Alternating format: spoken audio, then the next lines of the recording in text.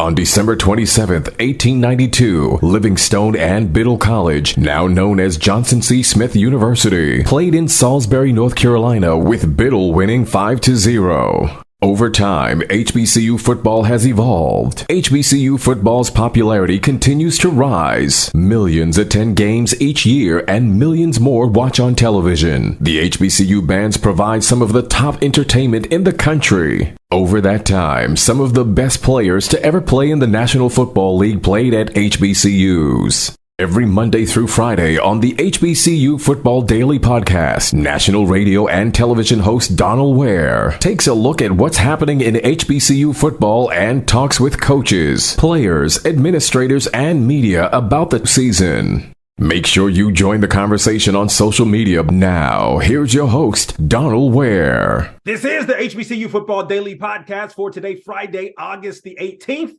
I'm Donal Ware. Wait for it.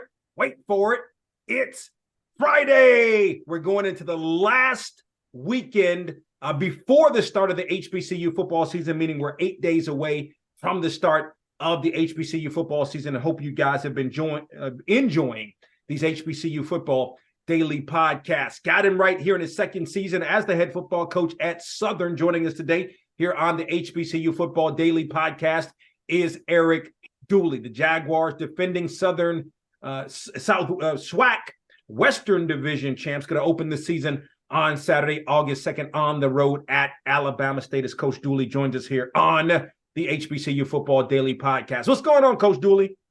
Good afternoon. How's it going? Going pretty good. Good. Camp to this point, you're into it. Again, we're 8 days away. Well, we're 8 days away from the start of the season, but really 15 days away from the start of your season. How is camp going to this point? Camp is going well as I thought it would go. Some things are taking place. I can see that we're a second-year team now. Some of the mistakes that we had to correct from the first year, we move forward, and those young men understand the way that we practice, the way we go about doing business. So pleased but not satisfied, but we're still working. I like to say we're in the right neighborhood. We're not there yet, but we're in the right neighborhood. For you coming in in your first season, but in a lot of respects, you're coming back home.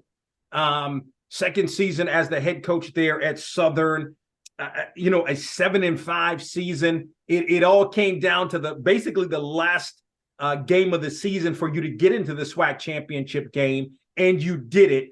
How would you assess 2022? Well, a lot of folks look at it as success, being successful. I don't, because we didn't come away with the SWAC, the Southwestern Athletic Conference Championship.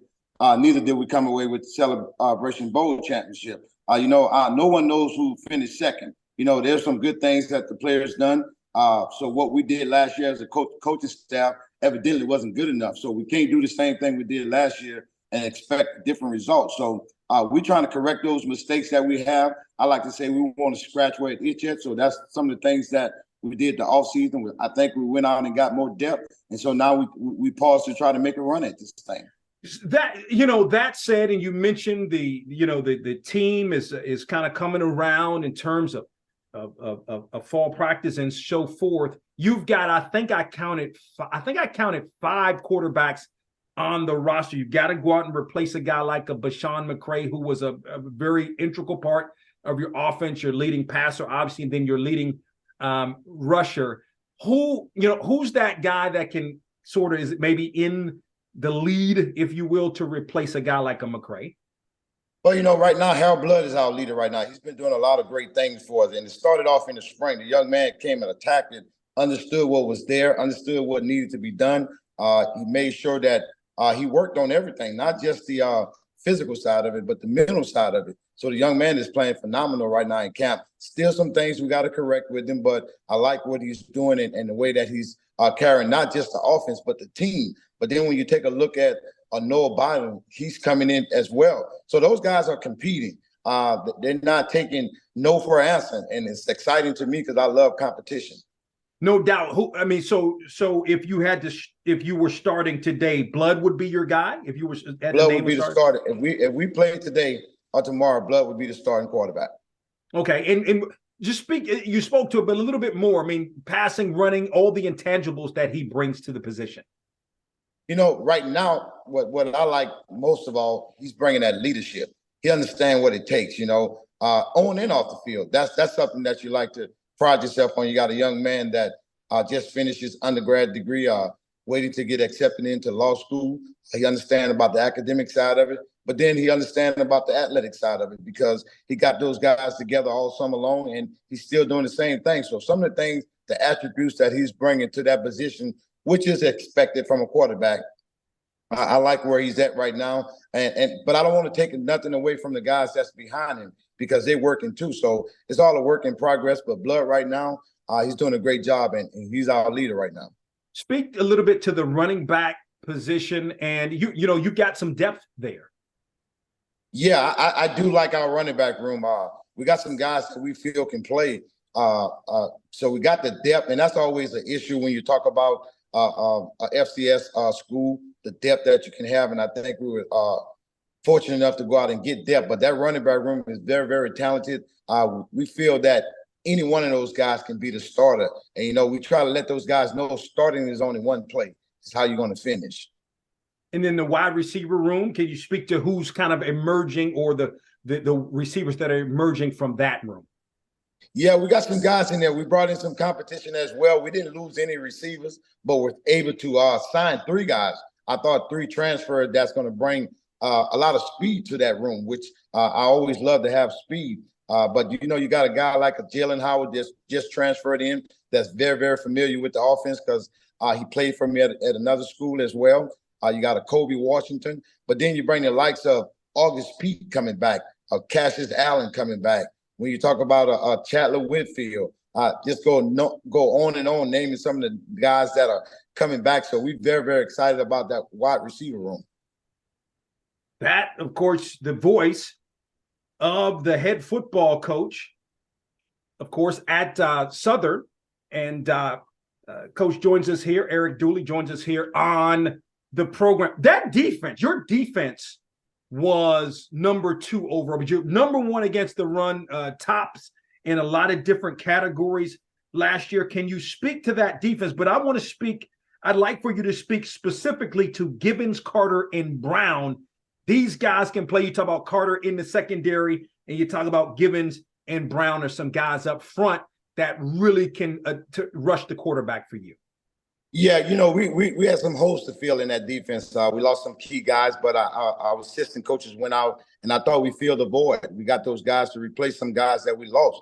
But I'm very, very excited about a Kelvin Givens. You're talking about a young man, just a sophomore, but he's playing lights out football. And then you talk about an experienced guy like a Taj Brown, what he brings to the table. I know we mentioned Jordan Carter. I think he's a great asset to our secondary. But when you're talking about a cornerback, a Christian Davis, you're talking about a Rodney Johnson. Both of those guys, 6'2", and can run. I love what we have in the secondary. I think we got some guys that are very, very talented back there. And then you talk about the linebacker room. We went short up our linebacker room. You got Jalen Campbell coming back, who was our leading tackler. He's coming back along with Derek Williams. So we like what we have on the defense side of the ball. I think those guys are fast and physical.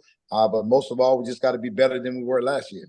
And I was going to ask you, do you think that this is a defense that will or can be better than last year? They definitely have the potential to be better than last year, but we understand what potential does. But I think Coach Miller is doing a great job with that unit. That unit will be prepared, and we will be better than we were last year.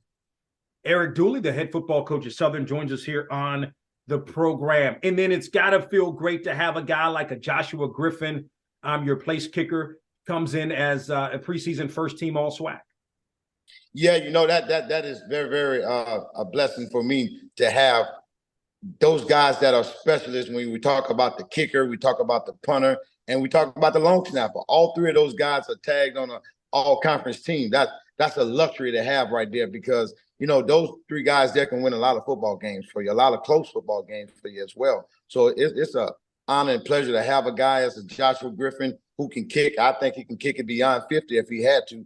He has that type of leg. And then you talk about a Robins who can probably punt the ball.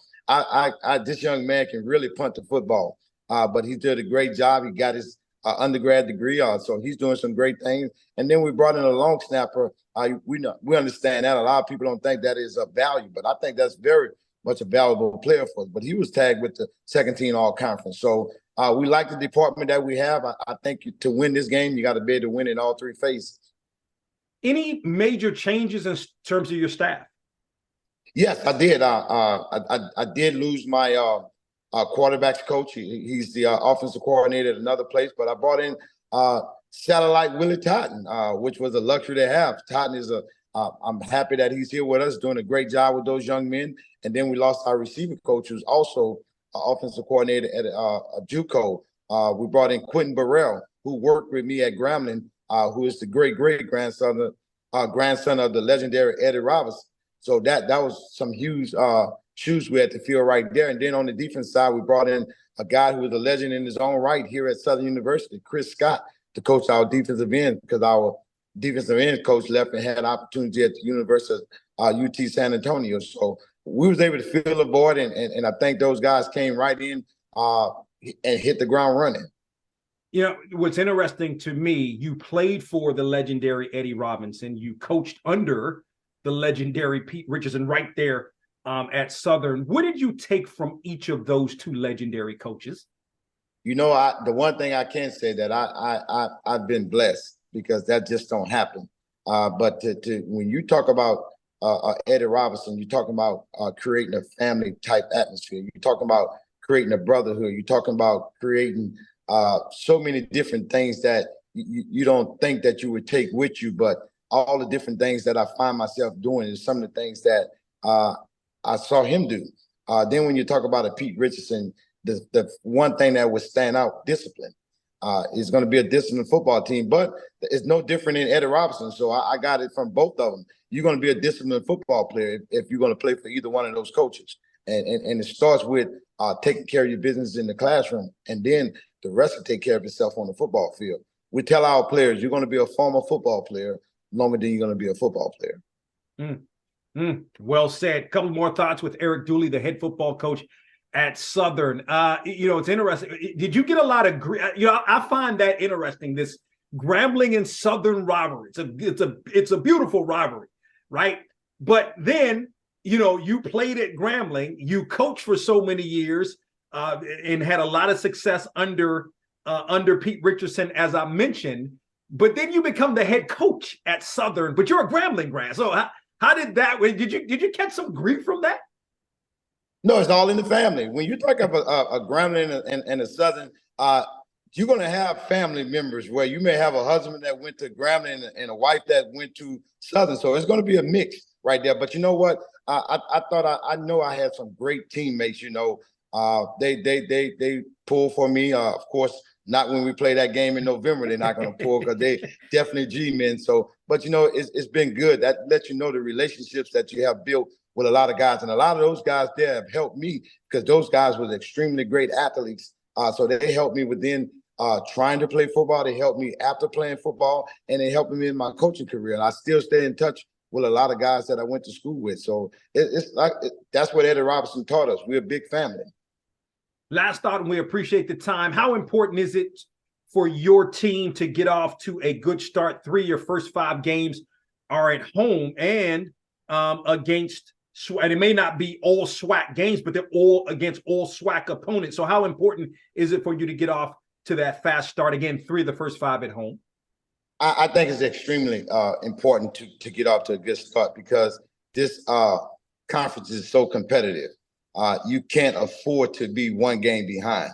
But at the end of the day, we do understand, my players understand, the coaches understand, we got to take it one game at a time. So what's important to us right now, and we always use the acronym WIN, and we're not talking about win. What's important now? What's important now?